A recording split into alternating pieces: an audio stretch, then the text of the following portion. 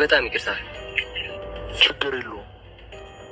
ይቅርታ እንዴ ስልክ ታስደውለኛለህ? እሺ። ናቲ ማለት አንተ ነህ? ስለ አንተም ሰምቻለሁ። የህግ ሰው ሆነክ ህግ እንደማስከበር ወንጀለኛ የምትተባበር ሆዳ አደር ነህ አንተ። ምላስን ቁጥብ ካልሆነ ምን ተው ወንድሜ።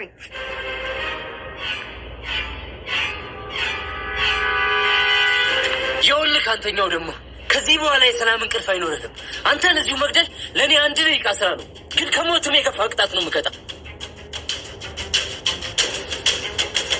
ይኸውልህ ናቲ አፈን ዝጋ።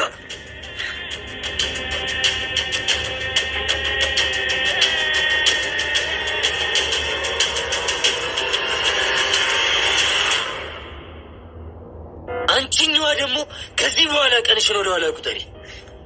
ይህ ሁላ ነገር ስታደርግ እኔ ቆሜ ልሞች? እኔ እናቴ ማንንም ሊያስቆመኝ አይችልም። እኔ ግን አስቆማለሁ።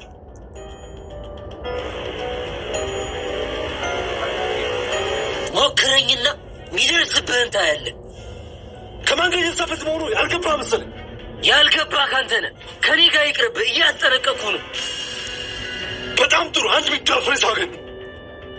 ኢንስፔክተር፣ በእኔና በጠላቶች መሀል የገባ ከጠላቶች አንዱ ይሆናል። የናቲ ጠላት መሆን ደግሞ እንዲህ እንዳሰብከው ቀላል አይደለም።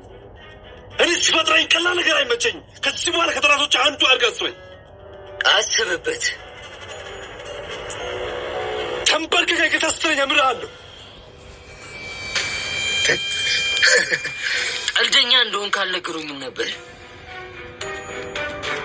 ከማን ጋር ልትሳፈት ካላወቅም አሁን እዚሁ ጉሮሮህን ሳልበጥስ ልጥፋ። ገዚህ ተውቃላ ብዜ ይሁንም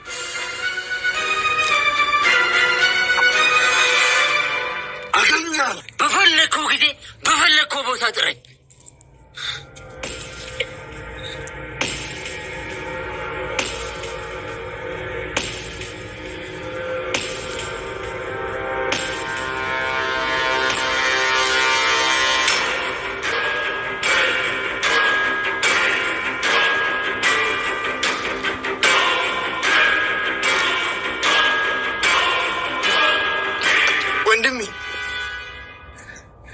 የእናቴ ልጅ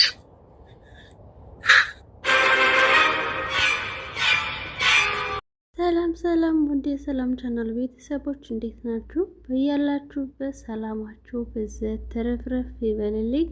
ለዚህ ቻናል አዲስ የሆናችሁ ሰብስክራይብ በማድረግ ቤተሰብ እንድትሆኑ በአክብሮት እጠይቃለሁኝ። ዜማ ክፍል 67 ይዤላችሁ መጥቻለሁኝ።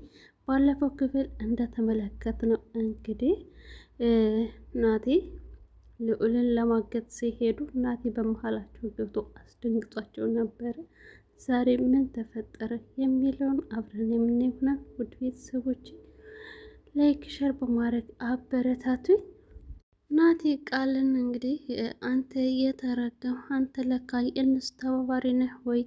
ይህን እንደዚህ አልጠብቅም ነበር። እንዴት ወራዳ ትሆናለህ በዚህ ልክ ሲለም እሱን ከፍ ዝቅ ያደርገዋል። አንተ እንዴት እኔ እንደዚህ ታደርገኛለህ ሲልም ቀለበም እንግዲህ ጓብሎበታል። ቀለበም ያንን ስም ተሸክሞ ኢንስፔክተር እያሉትን ሰው ከነ ኢዛና ጋራ አብሮ ተባባሪ ሆኗል ማለት ነው። የሱ አላማ ላይ አሁን ላይ ግን ምንም እየገባኝ አይደለም። የሆነ ትንሽ ነገር ቀርጨፍ አድርገው አላማውን ቢያሳውቁን ደስ ይለኛል፣ እንደኔ ማለት ነው። ምክንያቱም እሱ ምንድን ነው በቀል ነው የያዘው ወይስ እርዳታ ነው ወይስ ስራውን ተጠቅሞ እነሱን ሊበቀላቸው ነው? ምንድን ነው ሀሳቡ? እዚህ ጋር ትንሽ የቀላብ ነገር ምንም እንትን አልሆነም ማለት ነው።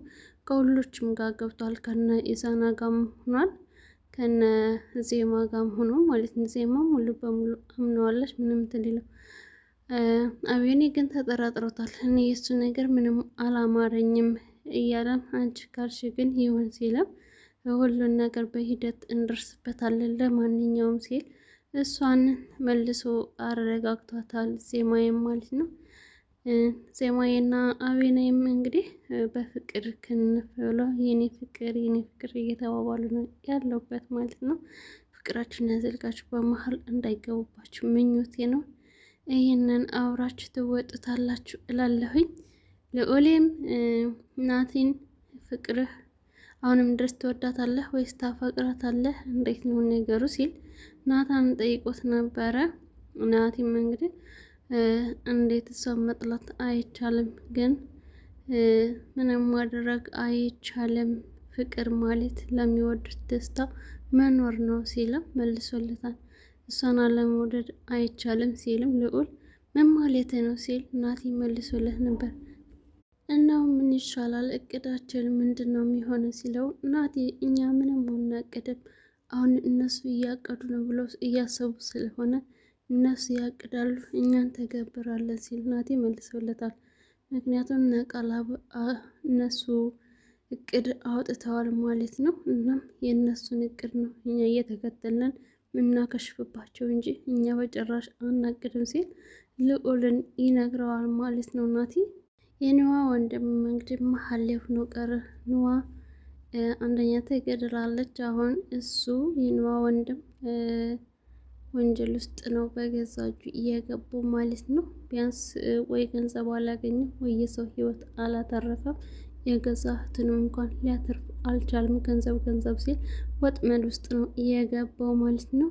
እናም አሁንም የዚህ ወንጀል ተባባሪ እንዲሆን እቅዳቸው ውስጥ ለማስገባት ጥሪው ብሎ ፖሊሱ ማለትም ቃላበን ኢንስፔክተር ነው የሚሉት እሱን ጠርተውት ማለት ነው። እናም ከእቅዳቸው አካል እንዲሳተፍ አድርገውታል። ይህ ቀለቦ የሚባለውም እንግዲህ አሁን በቀሌ ወይም ስራዬም መጀመር በነፃነት እችላለሁ፣ ሁሎችም በአንድ ላይ ተሰባስበውልኛል ሲልም እንግዲህ በቪዲዮ ተመልክተነዋል። ኢዛናም ናቲ ከመጣ ከዚህ በኋላ አለቀልን ሲልም ቃላም ምንድን ነው ናቲ ናቲ የምትሉት እሱ ምንድን ነው ሲልም አይ አንተ ስለማታውቀው አታውቀውም ናቲን አታውቀውም በጭራሽ ሲል መልሶለታል። ምንድነው የዚህን ታክል የምትፈሩት? ሽጉጥ ወይም ደግሞ ጥይት የማይፈራ ሰው አለ ወይ ሲል ይመልሳል። ቀለብም ናቲ ላይ ዝቶበታል። የእጅህን ነው የምሰጥህ ከኔ እጅ አታመልጥም ሲልም ዝቶበታል በኃይለኛው ማለት ነው። እናም እቅድህን ያወጣኸውን እቅድ ንገረን ብሎት ነበር ኢዛና። እናም ነው እንድና ወደዛ ቦታ እነግራችኋለሁ እያለም ይዟቸው ወደ ቦታው ሳይነግራቸው ይዟቸው ይሄዳል።